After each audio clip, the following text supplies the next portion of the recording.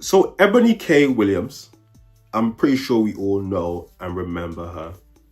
Single mom by choice. I seen a clip of her on an interview explaining why she became a single mom by choice, and I found it really interesting. What she's saying in this clip is that she doesn't want to be treated like wealthy men. Yeah, part of the reason that I decided to be a single mom by choice, Carlos King, and use a donor and not have a father for Liberty, not use a friend, not have a co-parenting situation is because I knew my circumstances professionally would put me in Candy's exact situation. And that I would very possibly end up paying child support for my own daughter. Oh, absolutely. Excuse me. I would easily be in a position to have to go in front of a judge looking just like this and plead my own case for my own daughter that I carried and birthed to say, despite my travel schedule, my work schedule, my sometimes lack of real-time availability, I assure you I can make sure all of her needs are met, because that opens the door, Carlos, for exactly this, where a father, despite the relationship between me and the father, despite what we even previously agreed to, could then say, Your Honor, look at her. She's outside. She might be outside for very wonderful, noble reasons, but she's away from home. And children need, mom to be home. Mom's not available to be home. And so she has put her custody rights at risk from a legal standpoint. And I'm here to step into the pocket. I'm here to step into the role and play the primary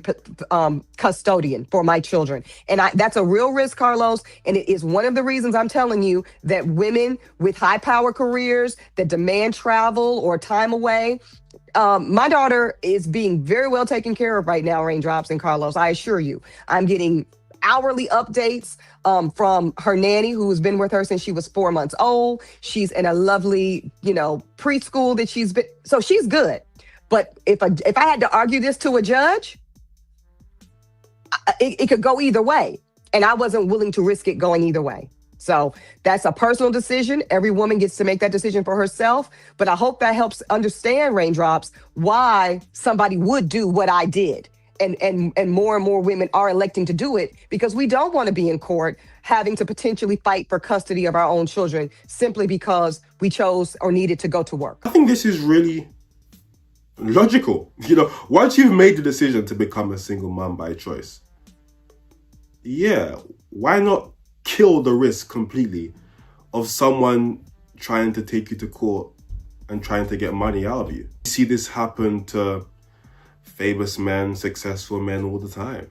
A lot of these men don't even want to have kids with the woman, but she has the baby just so she can finesse him. And maybe if you made a deal with a man, you had a sperm donor, he sees how successful you are, he sees an opportunity, maybe he does try to finesse you. But I always find it interesting that men will get criticized for certain decisions and the way we act. But if you put women in that exact position, they will make the same decisions. Prenups, child support, all of that shit. Can we talk about how men don't offer to buy girls drinks at the bar anymore? I've been single for 6 years and I can count on one hand how many times a guy has offered to buy me a drink. But it's not just that, it's guys coming up and approaching girls in general is so scarce these days. I'm like, we as women have almost made it where we're like, leave us alone so much to the point that they really are. Gotta play hard to get because men love the chase. They actually don't anymore. Okay? They are not fucking with the chase anymore. Let me tell you.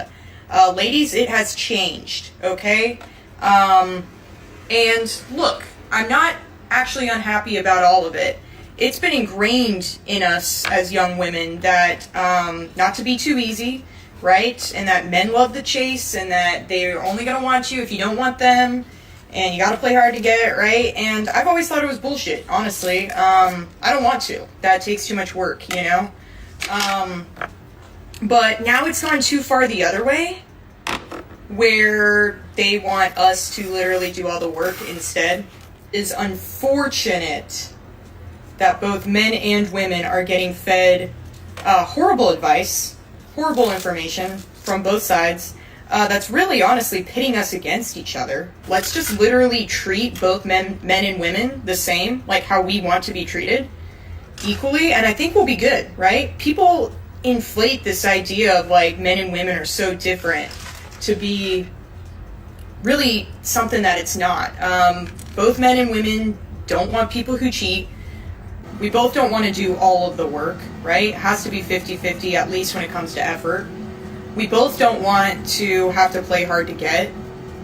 We both don't want people who gaslight us. Like, it's simple things. And I feel like this red pill and then a lot of the misandrist, stuff that women are getting shoved down their throats on TikTok that you might not even notice, but is subconsciously, leaking in. I think people aren't realizing how much that can actually affect. And then not only that, but how wrong it actually is.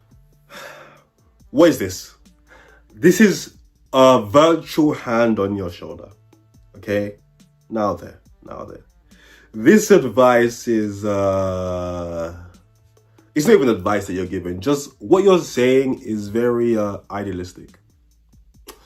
Just treat us equal and everything will be fine. And, we're not that different. We just want this, and this. And that just, it couldn't be further from the truth. Most women don't want to be treated equal. They don't, right? We see women coming on this app every single day speaking about how they had to split a bill equally. Generally speaking, when it comes to dating, women do want preferential treatment. And there's nothing really wrong with that, in my opinion. The problem is, outside of dating, we have been told as men that men and women are the same. When you actually think about it, all this discourse online, which I agree, there are bad advice coming from both sides. But the problem women are having is that men are treating them like equals. That is literally the entire discourse. Men are treating women like equals, and they don't want that. So in an ideal world, what you're saying would be cool. But in real life, it just isn't the case. See, it's the fact for me that I have guys absolutely throwing themselves at me to even get me to have a conversation with them. And I couldn't give less of a fuck because I'm still hung up on the one that doesn't want me. I know this is all just like psychological, Like, of course I'm stuck on the one that doesn't want me because it's an ego thing. Like, I have to have an ego death and it bothers me and I like the chase. And so, like, that's why I'm, like, addicted to it, Because it's not just him. I mean, he wasn't end all be all. But, like, also, we had a connection that I don't have with other people. It was very rare for me. I don't get crushes the way I got a crush like this. I can name 2 other people ever. But he literally does not care. Does not care. That man could not care less if I lived or died. He didn't send an itinerary for Milan like he said he would. He didn't say happy birthday to me when he knows how much my birthday means to me. Like, literally, I should want this man dead for knowing all these things or saying all these things and then also not following through. Even when I've, like, stopped talking with somebody, like, if you say you're gonna do something, stick to your word. I have so many reasons to not like him, and instead I spent the whole trip still thinking about him. I know it's an ego thing. I know that's what it is, because it doesn't make any sense why I am still hung up on this. But on the same thing, like, I would give anything just to, like, his smile got me. And the way that he laughed, favorite thing. I would have done the stupidest shit just to hear him laugh. And he doesn't care. My heart. But I'm okay. We're, like, not crying anymore. It's just I don't like anybody else now because I still like him. I kiss so many boys. In Italy, okay? And the whole time I was like, damn, I wish it was him. And I want to tell him about all of the terrible coffee that I had, because he would have argued with me about it. And been like, where were you getting your coffee? Because, like, coffee was his thing. And I had a lot of terrible coffee in Italy. I don't know, I'm just disinterested. Everybody's like, are you keeping in touch with any of the guys from Italy? No. I told him I was done dating when I turned 30. And really, that's like holding true for me. I am so disinterested. I want you to pause, but you're 30? Fuck. I don't care about getting to know anybody new. I hated the way they kissed me. I hated the way they touched me. Like, I was not into anybody. The kissing you saw, like, they're fun, flirty videos, but I don't want anybody. But I'd paid $20. You made videos? You made videos. They're on TikTok. I have to look. It would be a stain on my journalistic integrity if I didn't see these videos.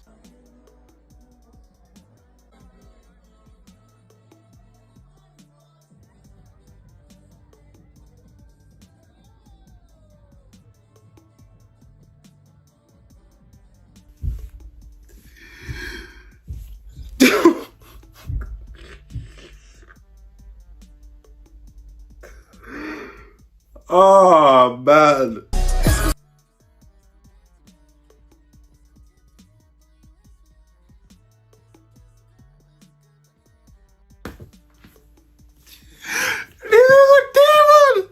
This is a demon! Oh my goodness gracious. The only type of man that will ever take you seriously is a man with little to no self-esteem and self-respect. You are one of those, okay? You're one of those, man. You're for the guys. On the guy. For the guys. You know what I'm saying? Like, come on, man. We're supposed to believe that when you were in Italy, you just wished it was him. Yeah, I can tell. I can tell that you really wished it was him. Will you date a guy who's obese? No. Okay, why not?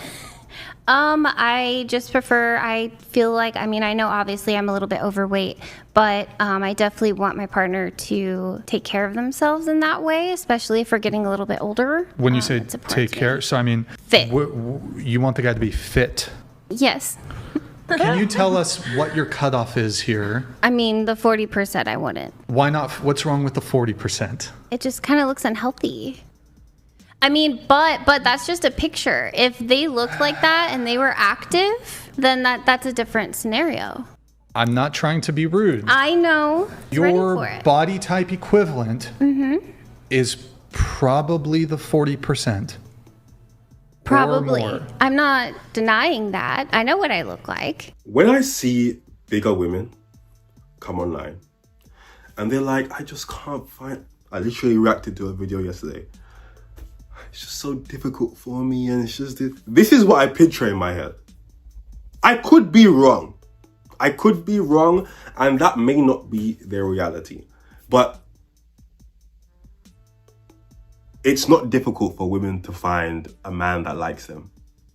It's not difficult for women to get into a relationship in general. It's difficult to find a man when your standards are on a certain level. You put your standards to a level, yeah, it might be difficult to find that man. And oftentimes women who are struggling because that man doesn't really exist. Or maybe they do exist and you're just not on that level to attract whatever that man is. We're looking at a video here, and again, it's just one video, and again, I could be wrong. This woman is obese, but she sees herself as better. For whatever reason, maybe it's her life, the amount of money she makes, the value that she's placed on herself, she sees herself as better than an obese man, when in reality, an obese man is her match. Probably the love of her life right now, in her current state, is also fat, just like her. And they would make a perfect couple. But she thinks she's better than that. And she's not. So I've fallen into medication TikTok. drug TikTok, I guess. And people are speaking about their experience taking prescription drugs. And this is hilarious. I've been on Adderall for like a few years now, and when I first got it, I was like way overprescribed. So I was wired 24/7, and it honestly felt great, but I didn't realize that people could tell, and you could really like see it in my eyes first. And I know I already have like pretty big eyes, but I'm gonna show you guys this clip of when I was in my company's like internship commercial, and it was just so bad. And I've never reached people on that scale before, and I think getting a chance to do something like that was a pretty great experience. You know nobody at work is your friend, because there's no way I see my boys and his eyes like this. I'm like, brother, what the fish case is going on right now? This is crazy. This is crazy. Now, Adderall will probably do that to you, okay? But damn, everyone at work was looking at you crazy, bro. I wonder, you know, like when you're fat, right? You know it in your face, like you can see it, but you don't know how bad it is until you lose the weight and you're like, oh my God, shit, what the hell is that? I wonder if that's the same with shit like this. This nigga is awake, focused. He's never been more dialed in his life.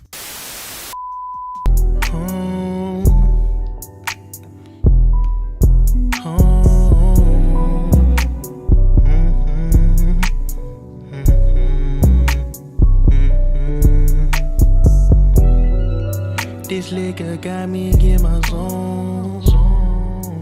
Now I'm blowing up your phone. Blowing weed, smoking the ozone. I just can't let this go. This liquor got me in my zone. Now I'm blowing up your phone. Blowing weed, smoking the ozone. I just can't